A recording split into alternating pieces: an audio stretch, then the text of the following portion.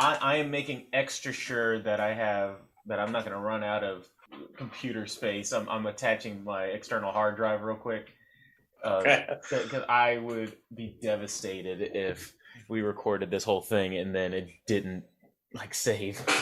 Oh man, Not this movie. Not this movie can't afford for me to not have it save. this is what we need to talk about. The light fades with death's cold embrace. You've already been zipped and tagged. Struggle as you might, it will not help. No one can break out of the body bag. Here to oversee the autopsy, your hosts, Chris Thomas and Broke Rider Dave. What's good, everybody, and welcome to Body Bag Podcast. I'm Chris Thomas, and with me, as always, Broke Rider Dave. How we doing, everybody?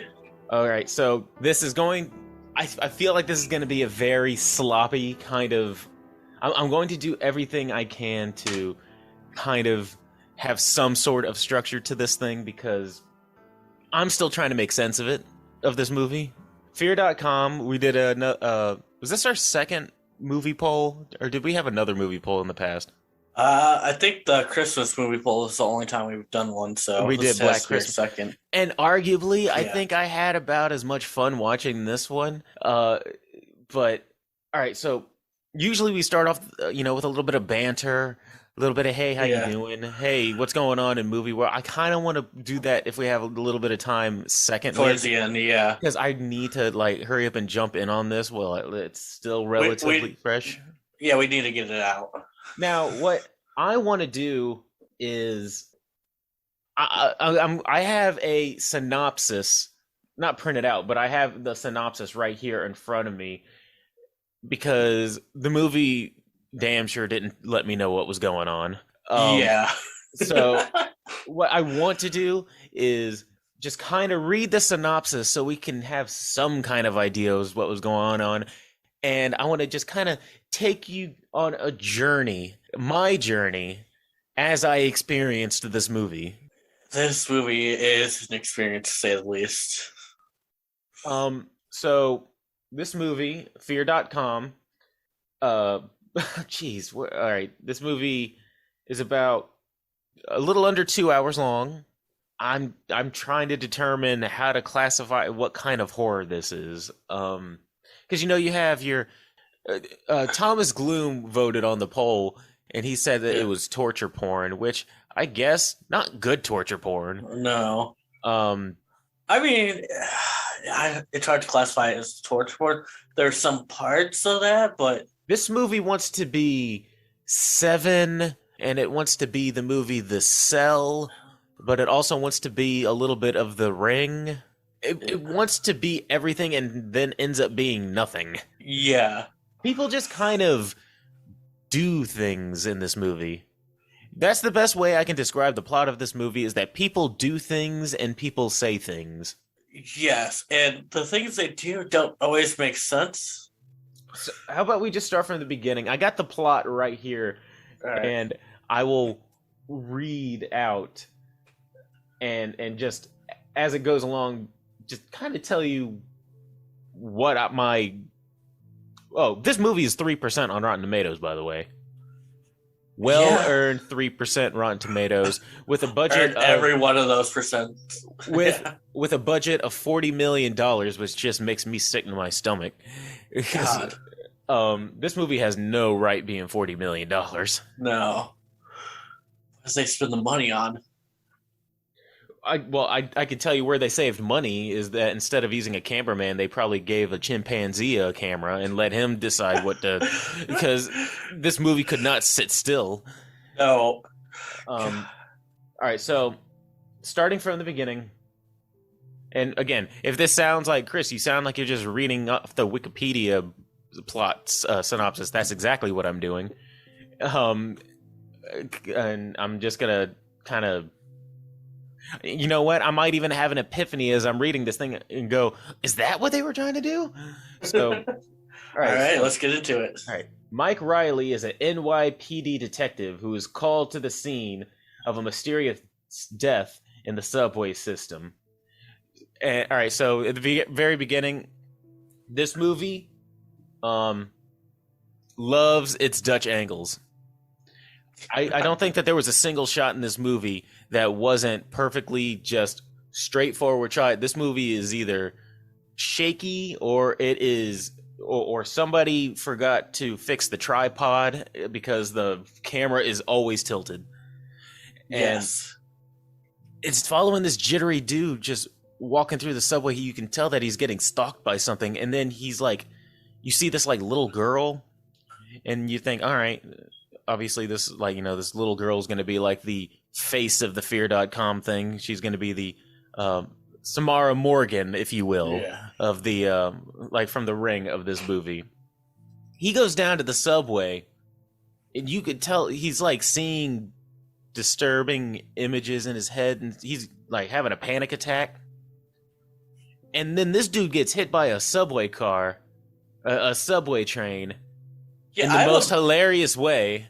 Yeah, I have a big problem with that. Like, because he flew, he didn't get run over by a subway train. You get crushed by a subway train, not get clipped like you're getting hit by like a car or something. He the thing like kind of hits him and force pushes him. Like, well, it kind of force pushes him even further in front of the train, but doesn't run him over. Like, it's such a weird angle. Like, he goes forward and then he starts like angling off towards the side of the tracks. I don't know, but so we're following this cop named Mike, a gritty New York gritty New York cop who's, just think of 90s early 2000s gritty cop who wears leather. It doesn't show him drinking, but I'm assuming he's an alcoholic. And he hasn't shaved in like over a week. He's, the kind of cop. He has that one case that haunts him. And that somehow one case.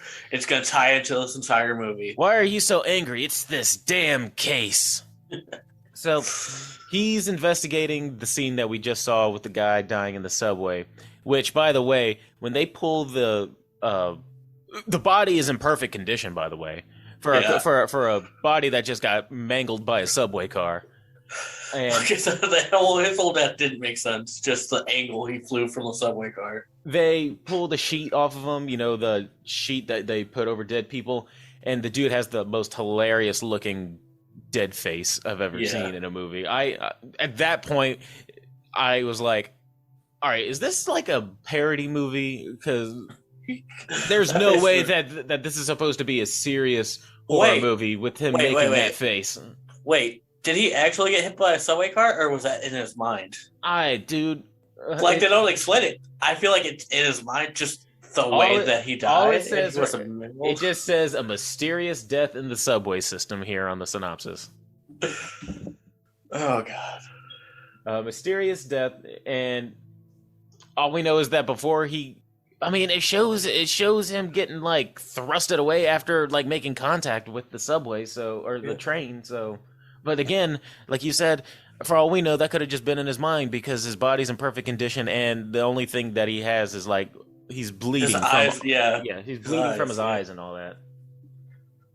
So yeah, at this point, I'm thinking that this is like a covert comedy movie. All right, so the victim's name is Polidori, which, if you know anything about horror, is you know that they were probably really proud of themselves for naming the victim Polidori. You know why that's supposed to be funny, right?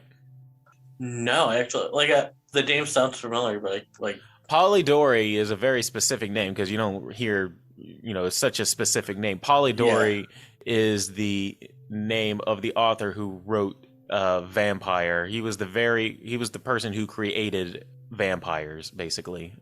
Okay.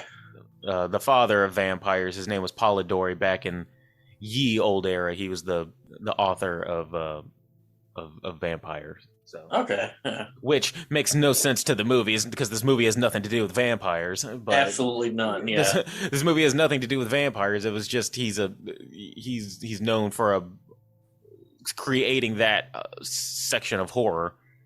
I don't know, maybe because people bleed in this movie. I don't know. Yeah. So the victim Polidori exhibits bleeding from his eyes, and the other officers, by the frozen look on his face, appears to have seen something horrifying before he got hit by a train. So he did get hit by the subway. Okay. That makes no sense because he's perfectly fine. Yeah. Department of Health researcher Terry Hudson is intrigued by the find as well, particularly when several more victims show up with identical symptoms. So this has been an ongoing thing. People just showing up with bloody eyes. I think they compared it to Ebola in the movie. Yeah, I think so. Yeah, that's what they thought it was at first. Yeah.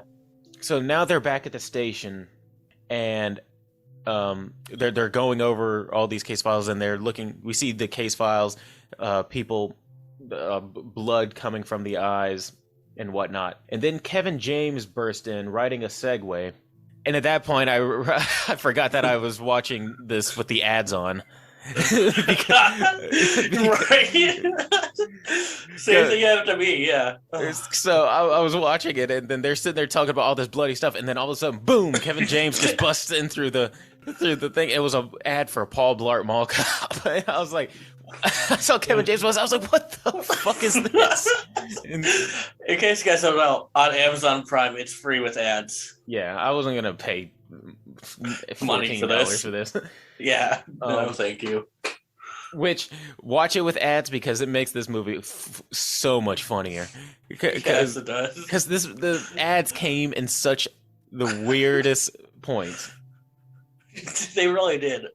All right, so when a contagious virus is ruled out, Terry and Mike team up to discover what might be killing these people. Initially, they are unable to find anything to connect the deaths.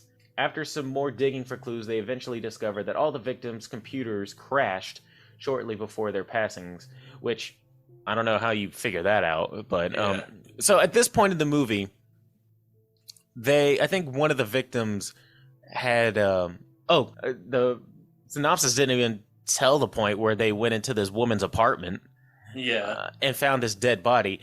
Now, Mike it's because now if it sounds like I'm jumping all over the place, it's because this movie does the same thing. Yes. Because in between all of this stuff, some erratic German dude came into the police station yelling about something.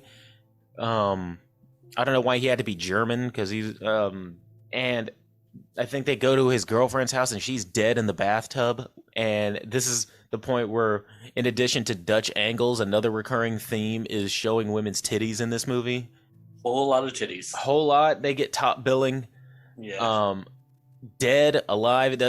I think that this director wanted to secretly do porn, but he didn't make it in the industry, so he thought, well, I'll just get women naked at any point I can in this movie. The woman is found dead in the bathtub.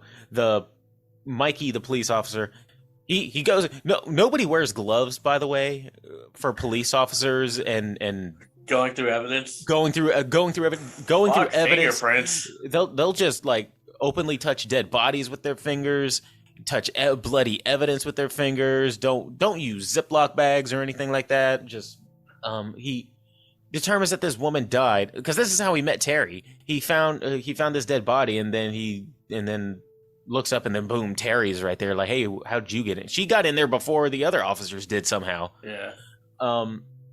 That's why they thought it was Ebola, because they were thinking, oh, these people are dying and bleeding from their eyes and stuff like that. Must be a virus. Yeah. And then they freak out thinking that, oh, we got contaminated. Maybe it has something to do with you not wearing gloves or anything during just rushing in and touching shit. Just running in and touching things. But they rule out a virus, and the dead woman left behind a video recorder. All right, at this point, we're like, all right, why is this movie called Fear.com? We're just talking about this.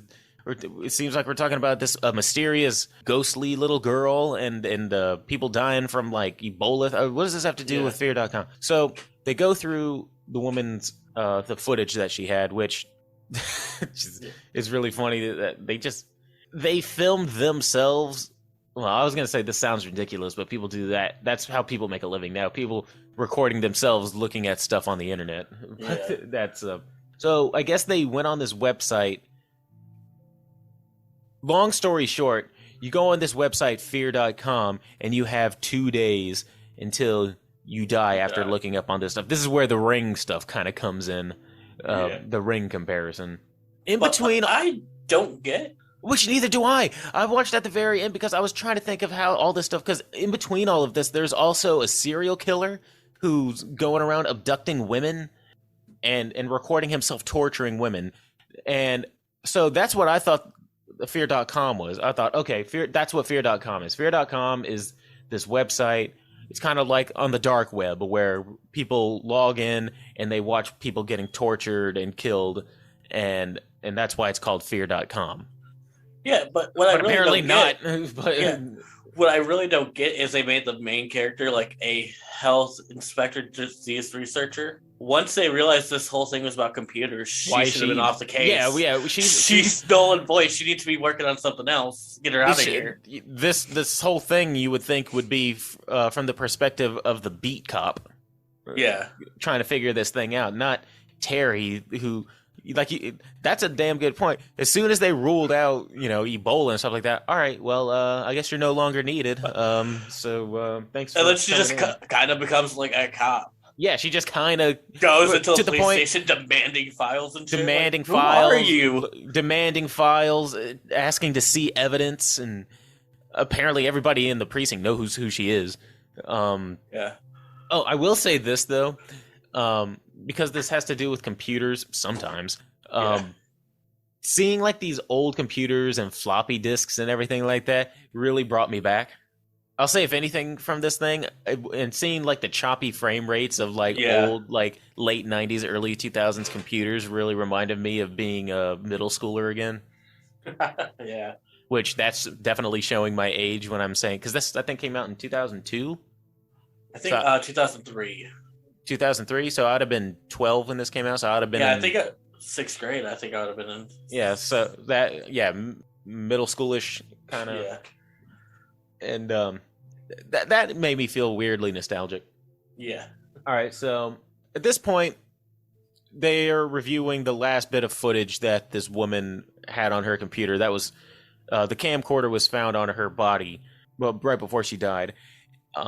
It shows her and her boyfriend freaking out after checking out this mysterious website, and they start getting paranoid and start seeing hallucinations. And then the woman who died in the bathtub, it shows her dying. And then SpongeBob popped up with that high-pitched laugh advertising the next SpongeBob episode, because I forgot again that the ads were on. And so they come in such awkward. Like, yes, not even like in between scenes. It'll be in the middle of a scene and the ad will pop up and you're just like, okay. So it just shows the woman dying like, nah. And then just SpongeBob laughing. And I think it made the movie so much better. It made me pay attention a lot more. If my attention was drifting, I immediately like, all right. But back to the movie. Yeah. All right. I'm switching between my notes and reading the synopsis. Yeah. All right, so I'm going to just reread that. When a contagious virus is ruled out, Terry and Mike team up to discover what might be killing these people. Initially, they are unable to find anything to connect the deaths.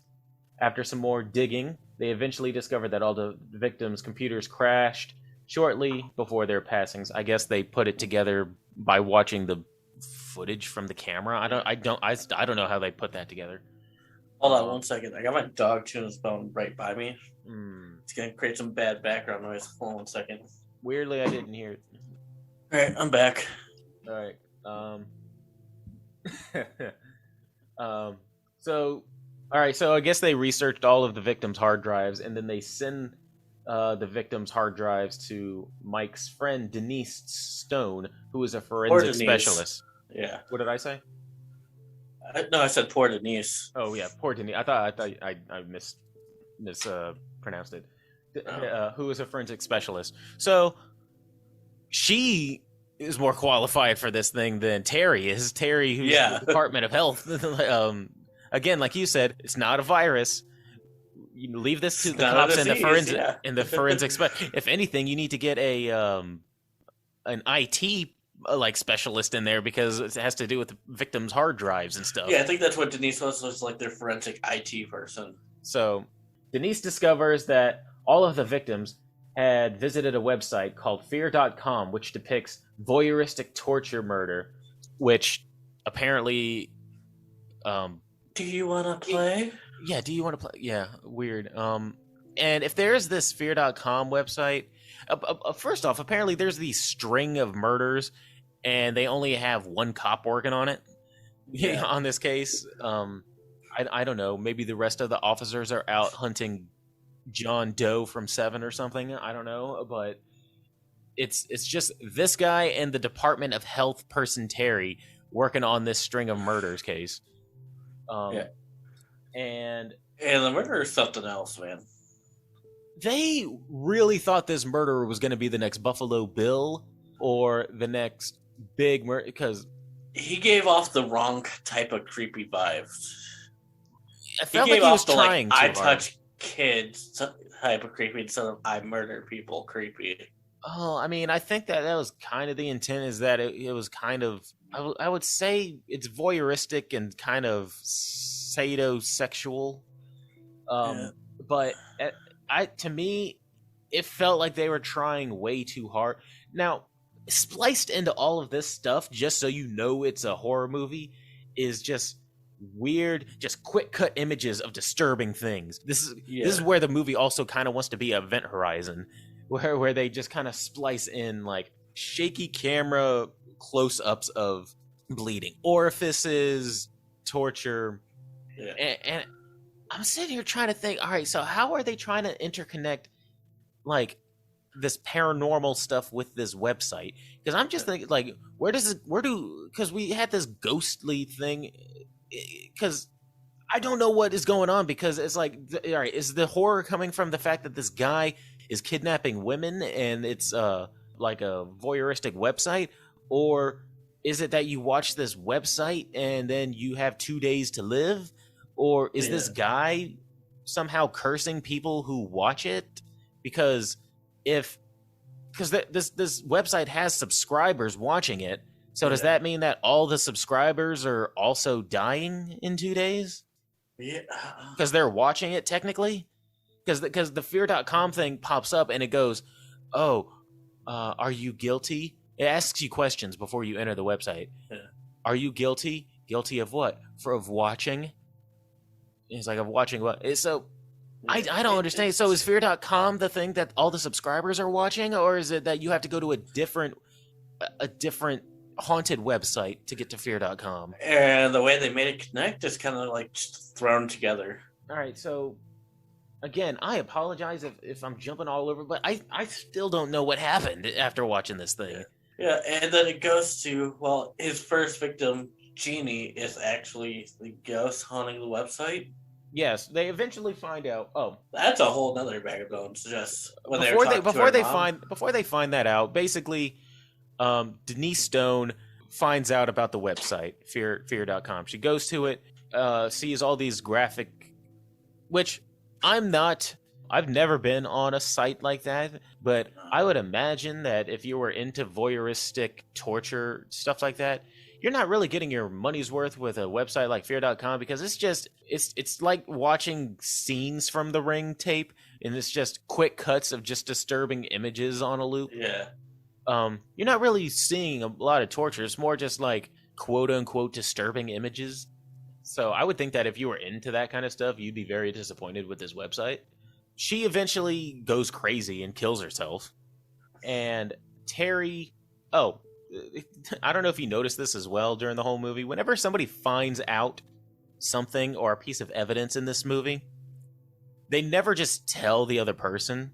They always speak in vague terms, like Mike was at the site of one of the murders, and he gets a call from Denise Stone, says, "You better get over here real quick." And he's like, "Why? What's going on?" "You just need to get over here real quick." Like, can't you just tell me? You bothered to call me. Can you just tell me why I need to come over? You know what I mean? Yeah.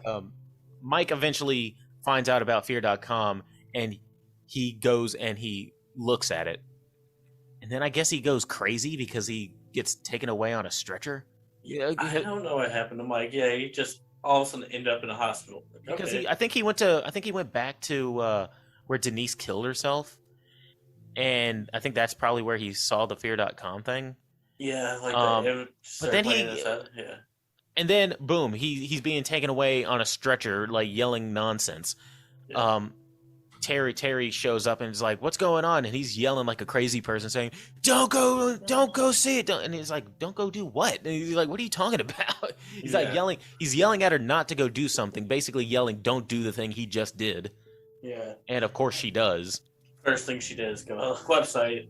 Goes to the website, and I don't know why this Department of Health person is better at tracking down leads than the police officers are, because she then...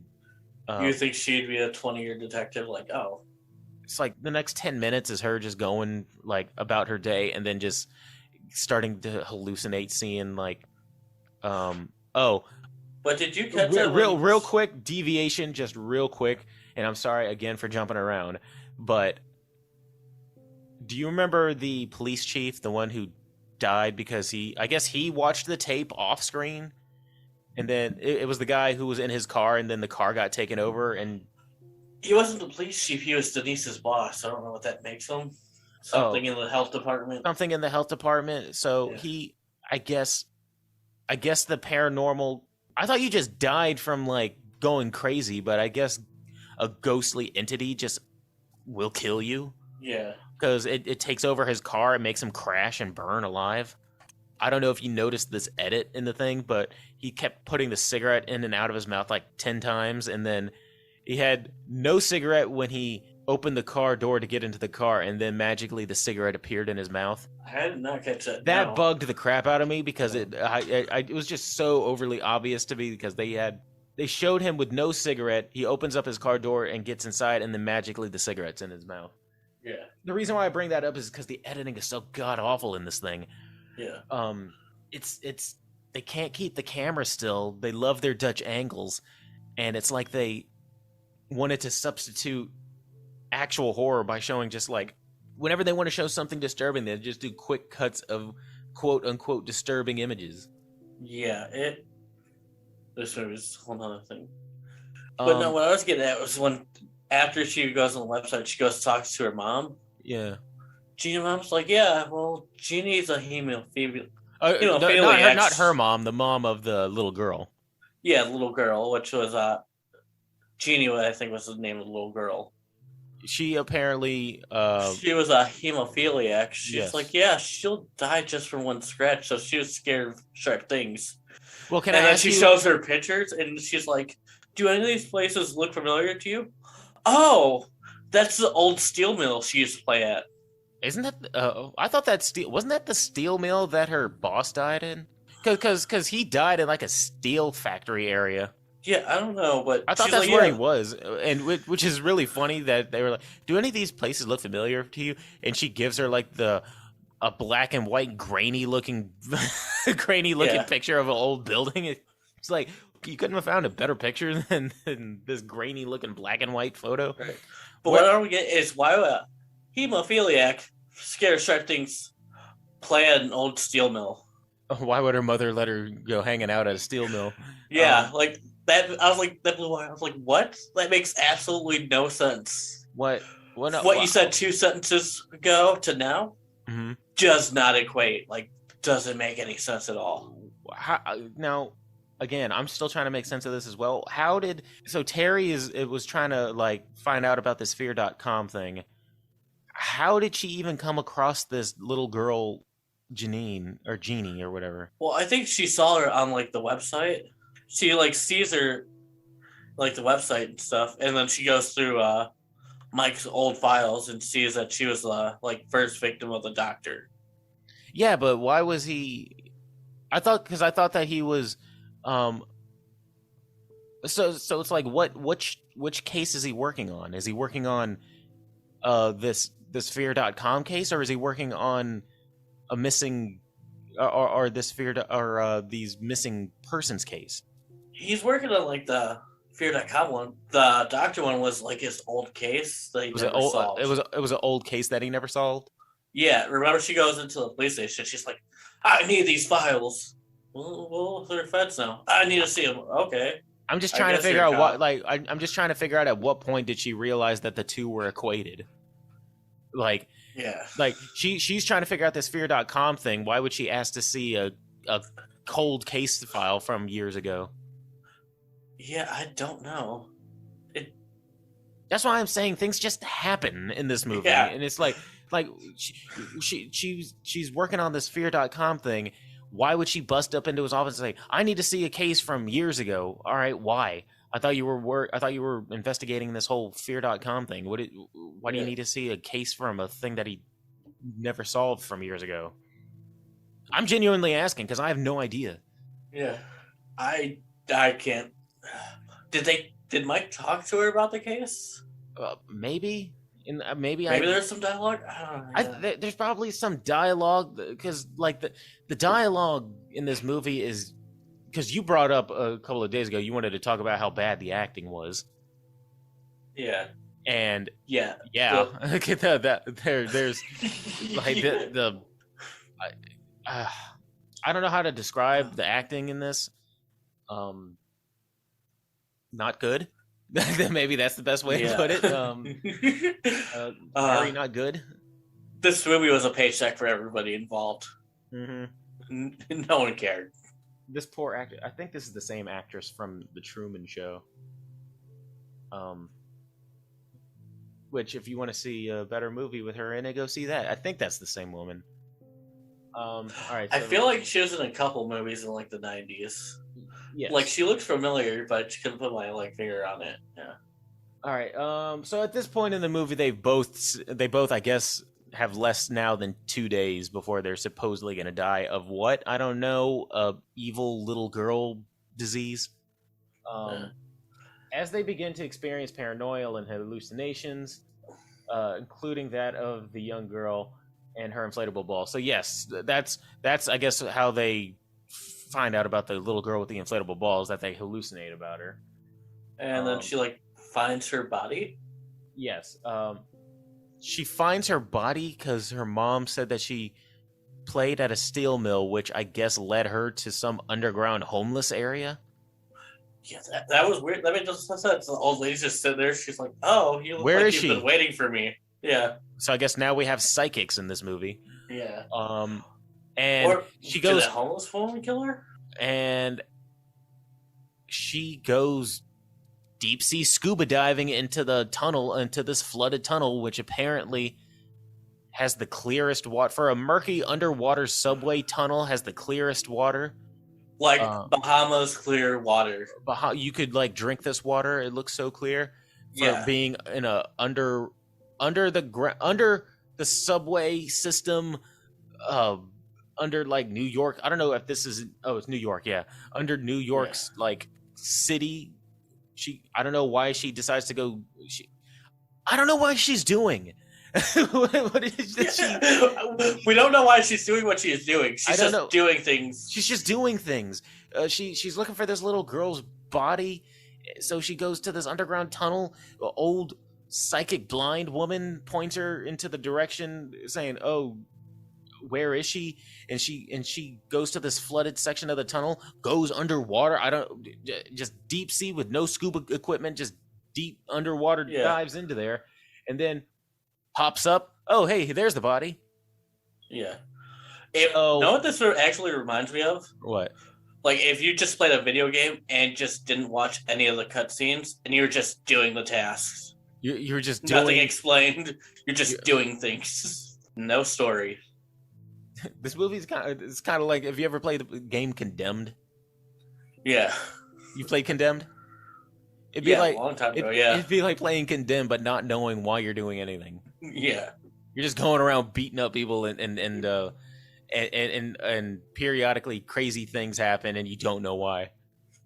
All right. So it is revealed that Fear.com is in fact a ghost site made by one of Pratt's first victims, who is seeking revenge because people watched her being tortured and murdered. So what is it? The little girl? Yeah, because she's like shown as a ghost as a little girl, but she died when she was like That's what I was. late That's why I was teens, early confused. 20s. I was Yeah. like, I thought that she was like, why is she showing up as a little girl then? Wouldn't she show up as the 19-year-old who got tortured to death? Why as a hemophiliac little girl with an inflatable ball? I don't know. Doesn't make sense. Like Like a hemophiliac playing at a steel mill. what does that have to do with anything? Yeah. I'm guessing that's where he dumped her body. Maybe? Sure. She was tortured by Pratt for 48 hours before she begged him to kill her, which explains why the victims have 48 hours to live. Mike and Terry tracked down Pratt. I guess she had a note with his address inside her body. Oh yeah. So they go to because they get the body taken to the morgue. Yeah. Because they think, all right, well, we found the body, maybe the hallucinations will stop now. No. The morgue takes out this brass tube, which is spotless, by the way. Yeah. Hands it right to them. No gloves again, by the way. No. The morgue assistant has gloves, and she hands them this. Good on her. That has brass tube and just hands it to the Terry and them who have no gloves, and she's like, she must have swallowed it before she died. How? I don't know, because Pratt His victims ties are up always tied down. Yeah. or was tied up. So where she found a tube, was able to write down stuff and then swallow it, I have no idea. Yeah. They track down Pratt. He's in the middle of torturing another victim. A struggle ensues. Pratt gets shot in the leg. Oh, did you catch the weird thing Pratt said, like, before they found him? Like, when he last talked to his victim? Oh, you mean what he was saying? Where he's like, oh, you've asked me to kill you, so I'm no longer your murderer. Yes, sir. Yes, you're still a murderer. It's not what he says. It's just, the dialogue is just so bad. It's like they want it to be terrible. They think that they're being like super edgy with this kind of dialogue, but this movie was written by like 2,000 edgelords. Like, they thought they were so fucking cool. You know how we all go through our little emo phase when we're in high school? That was me and my emo phase in high school. I didn't have an emo phase, but it felt like it was anybody who went through an emo phase in high school, they wrote that. Yeah. So the Pratt gets a shot off. How did he get his gun? Or did he have a gun himself to shoot Mike? Because Mike gets shot. That's another thing where Pratt was like, oh, a gun, that's so impersonal. And then he shoots Mike with his own gun. Then he shoots Mike in the chest. What? But Mike has enough energy to go to Pratt's computer terminal to type in fear.com. And bring the ghost. And bring the ghost. At this point, I was confused because I was thinking, all right, so is fear.com Pratt's website? Because that's what I thought. Because I thought that at that point I was thinking fear.com is Pratt's website that he has so that people can see his torture porn, because he has subscribers. It shows the subscriber count. Yeah. So maybe fear.com just kind of redirected people to Pratt's thing. I don't. It says that it was created by his first victim, so I guess she died and then created a ghost website. Yeah. Her spirit created a ghost website, which is weird because this is supposed to be he supposedly have been doing this for years, right? Yeah. So I'm trying to think according to Mike, he always changes websites with each new victim. I'm trying to think of how early the internet would have had stuff like that, because this movie came out in like 2003. So if it was from a couple years ago, that means that it would have been Like MySpace, I don't think was like starting to get off the ground. No, I'm saying if this movie came out in the 2000s and the girl would have died a couple of years ago because it was a cold case thing, that means this took place in like the late 90s. Wait, internet was still... I know the internet was around, but I mean... Yeah. It was back at like the Wild West of the internet where you get away with a bunch of shit on there. Yeah, I guess. But I mean, it's just, I'm trying to... I'm not saying that something like that couldn't exist. I'm just trying to get an idea. A bunch of people had internet access back then either. What'd you say? Like in like the mid to late 90s, not that many people had internet access. I mean, to give an idea of the time period, they were using floppy disks in the movie. Yeah. So I'm not saying that websites like that couldn't exist back in the day. I'm just trying to get a good idea of the time frame, because it would have been like the late 90s when that little girl would have died, well, as a 19-year-old.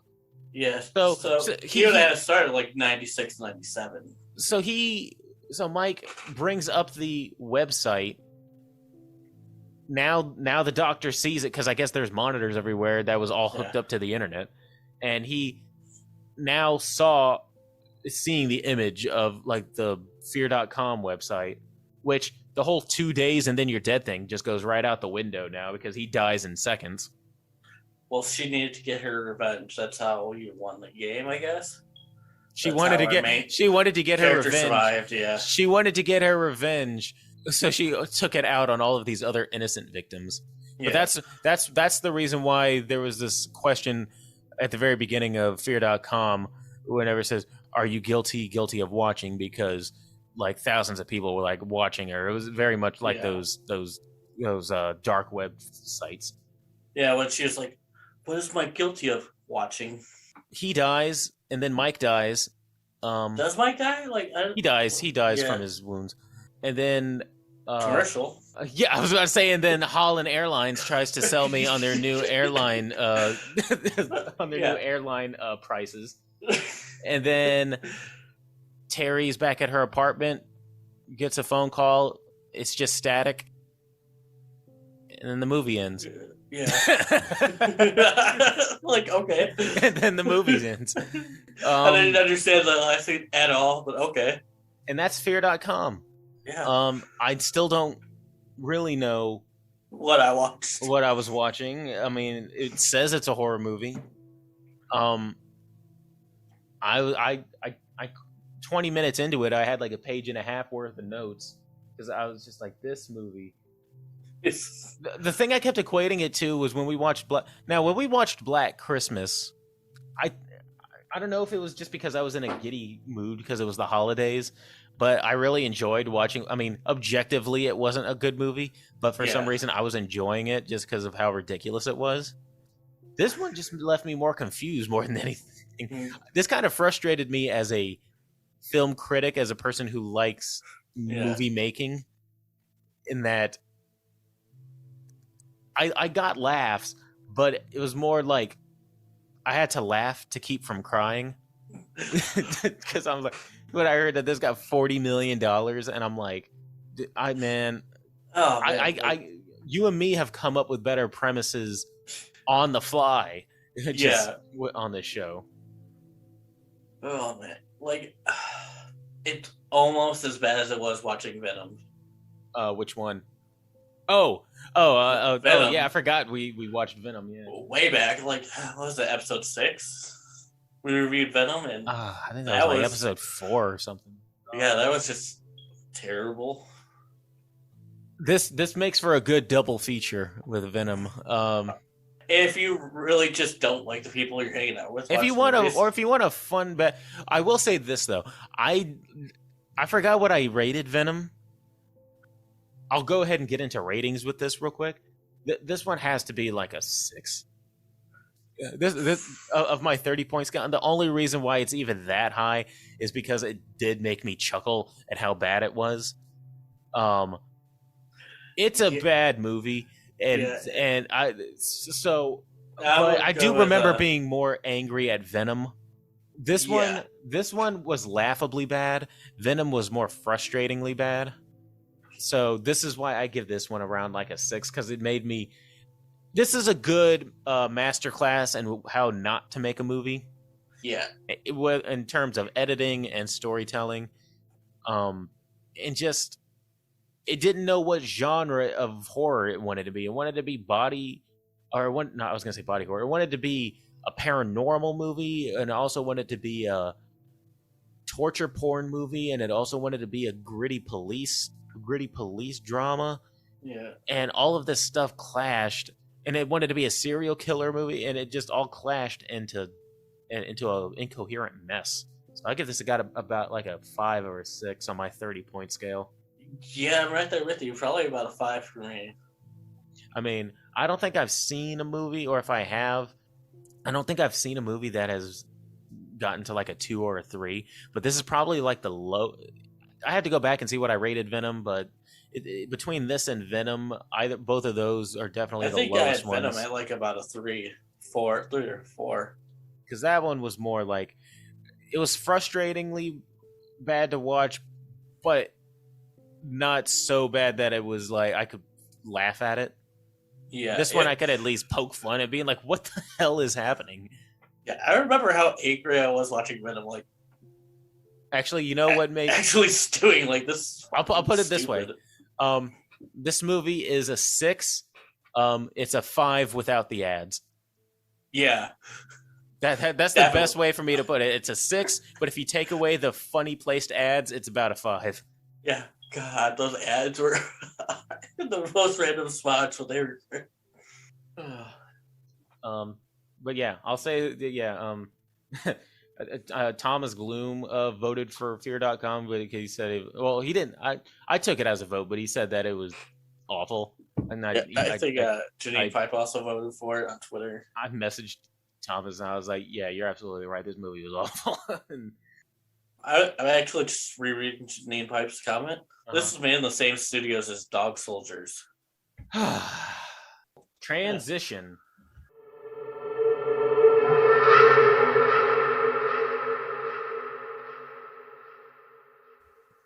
Now, I'm going to do something. I'm just going to introduce something that I want to kind of do for the next season. Okay. All right. Dave. All right. All right. I'm about to ambush you right now. Okay. Rapid fire questions that you have to answer. And the point is that you have to answer them quickly with your very first off the cuff answer. You don't get any time to think. It has to be your off the cuff answer. Okay. Now, what I'm going to ask you these questions. We're going to introduce a segment called 21 Questions. Okay. And we can ambush each other once. We only do it once or maybe twice. I'll say we each can do it twice, since we usually get about like 15 to 18 episodes out in a season. Okay. We each have 2 times that we can do it throughout the season. We just ambush them with 21 questions. All right. So now you have to just answer these off the cuff without thinking. You get like 2 seconds you have to answer. Okay. All right. What would your serial killer weapon of choice be? Knife. Who is your final girl sex fantasy? Nancy Thompson. Tell me something that you hate about your favorite horror movie. Quick. The image of Ghostface in the original Scream just doesn't make sense when it's in the grocery store. Leatherface versus Mike Myers. Michael Myers. Which is a better film? Which is a better film remake? The Nightmare on Elm Street remake or the House of Wax remake? Nightmare on Elm Street. Who has been your favorite guest on the show? Oh, that's not a fair question to ask. They've all been great. Fine. Which episode with a guest did you have the most fun with? The Stephen King trivia episode was a lot of fun. Yeah, you cheating bastard. Who's a villain whose I can't even read. Oh, who's villain whose motivations you kind of agree with? Oh man. Quick. Which serial killer do you most identify with? Go. Serial killer I most identify with? Yeah, I don't identify with serial killers, but Quick. I can't even think of one. I'm Quick. blinking. I am blinking here. Quick. The pressure got to me. Well, I cannot think of a serial killer. a villain, a movie villain that you identify with. Doesn't have to be a serial killer. Fucking Who's a Stu Macher. okay? See, that wasn't so hard. That's very hard. What's a popular horror franchise that you can't stand? Friday the 13th. Who is the hottest movie serial killer? Jill Roberts. Have you ever shit talked a movie that you liked because everybody else said it sucked? What was it? No. Never. No, not that I can think of. All right. Those were just some off the cuff questions that I had. All right. I wrote these down while I was at work. And so you could tell that I was hard at work. Yeah. Even when I'm at work, I'm trying hard to. I did these on my lunch break because I was like, all right, I need something to. So I want to introduce. No, those weren't 21, but those were. I want to have each of us at some point in the next season. We just ambush each other and be like, all right, quick, 21 question ambush, and then just rapid fire them off. So you said you couldn't think of a serial killer. Who? What was your answer? I said a villain that you identify with. I said like Stu Macher. Stu Macher. Yeah. That'll be a fun little addition to next next season. I'll put that as a that'll be the sound clip for that I'm going to put on Instagram for this promotional episode. I think that'll be fun. Yeah. Let's end out a little bit with any horror updates. Anything going on in the horror? Usually this would have come before the movie review, but I really needed to get the movie review out of my system. But are there any movie updates? Anything that's come across your eyes? Anything that you want to kind of give a shout out or talk about in general? I mean, I think the only thing that I'm really looking forward to right now is the Future Crimes movie, the Cronenberg movie. That and the Nosferatu are the only two that are really kind of on my radar. Right? Oh, yeah. Actually, I think it comes out. X gets released on DVD on May 24th, and I believe that in June, because I think that we might have to find another way to pad out the season for the season finale, just because I think Jamie Stewart and Spencer are going to be more available. Well, Jamie Stewart will probably be available this May, but I think Spencer wants to review Black Phone. Okay, is that the movie with Ethan Hawke? Yeah, that comes out in June. Okay, which is a movie I have been wanting to see. Yeah. So I think Spencer Hamilton, we might end up recording him in June for the next season. Yeah. But I think Jamie is still good for May, so Jamie might be our final guest. Okay. But we still have the top 10s to go through, which is the my top 10 least favorite, or Chris hates slashers, and yours is the top 10 movie villainesses. Yeah. But yeah, Black Phone, looking forward to the Cronenberg movie, and Nosferatu. Other than that, I don't think there's really any horror news, is there? Yeah. Does Nosferatu have a release date yet, or no? If it does, I do not know. I will have to look at that. But I think other than that, not really. I was just, I needed to have at least something to say other than the movie review. But we did the 20 questions, which was more like 12 questions. And we got at least one more guest coming up and one more top 10 from each of us. And then I think that'll be about it for May. And that's when we go on our hiatus. And I really wanted to, I'm going to say this as early as possible, but I want to introduce a charity thing for next season. I kind of want to set up some kind of account where we can take donations. We need to figure out sometime in May or in June, or maybe get suggestions from people, see what kind of charity that we can collect for. And so people know that we're not pocketing any of the money. We can take weekly snapshots of the accumulation of funds of people and shout out people who donate, and if they want us to say how much they've donated, we can say so. If not, we won't say anything. Yeah. But I think that since it's not that we have such a huge following, but of the Mhm. following that we have, I'd like to think that maybe we can do a little bit of good and put some. Yeah, do something good in the world. Maybe we can do like whoever, if you put in a certain amount, your name gets put in this raffle, and at the very end we can raffle off maybe the slasher book, or maybe we can raffle off. I still have a Spencer Hamilton book we can promote as well, The Kitchen Sink. Yeah. So we can collect a little gift basket, and whoever wins the raffle based on donations can have something to win. Yeah. But that'll be for next season. I think that'll be a good thing to kind of put out there. But in the meantime, any last words there, Dave? No, there's no real news I'm looking through. Can't really find anything. All right. Well, in that case, I guess we'll see you guys next time. And thanks for joining us here on Body Bag Podcast. I have been Chris, and I still am Chris Thomas. I'm Broke Rider Dave. Have a good week, everybody. See ya. Hey, everybody. Thanks for listening to Body Bag Podcast. Be sure to like and subscribe and leave us a comment as to what you'd like to hear us review, or any horror movie topics you'd like to hear us rant and rave about. And while you're at it, you can find us on Twitter at BodyBagPod and on Instagram at BodyBagPodcast. Thanks, and we'll see you next time.